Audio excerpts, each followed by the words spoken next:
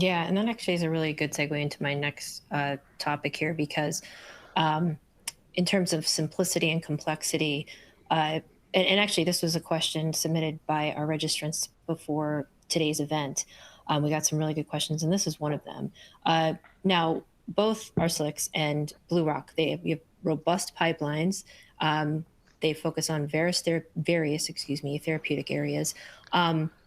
Does process automation look different per therapeutic focus area? How complex and how simple is it? If you could talk us through that, that would be great.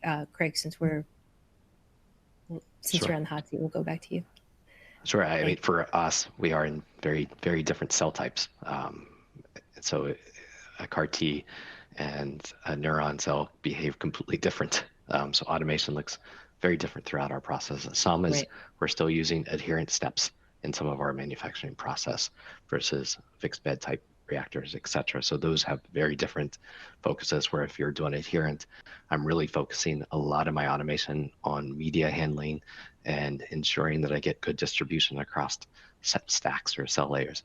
Where if I'm in a more advanced operation, then I can do what's classically we think about automating, which is measuring cell densities and having variable times so that we meet the media or the cell health requirements by feeding it on the right time or by harvesting on the right duration, et cetera. So to me, there's very difference in our therapeutic area or cell types. Okay. Uh, Narinder, I'd love to hear from you at Arcellx. Is there a difference? What is the difference? Talk us through that. Yeah, I think at Arcellx, we have a slightly different approach to pipeline, and I think we are going the other way.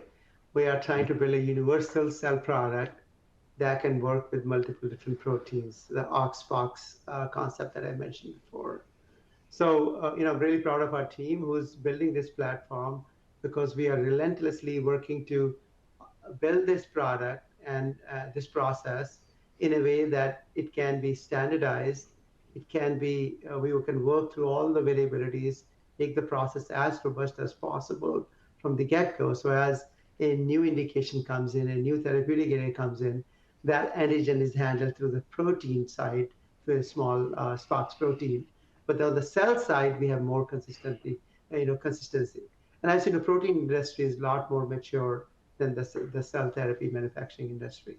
So building a robust platform that is automated and efficient and is a universal CAR program allows us to go fast to clinic, fast to market, and then not only get to market fast, but also scale our process quickly to improve patient accessibility.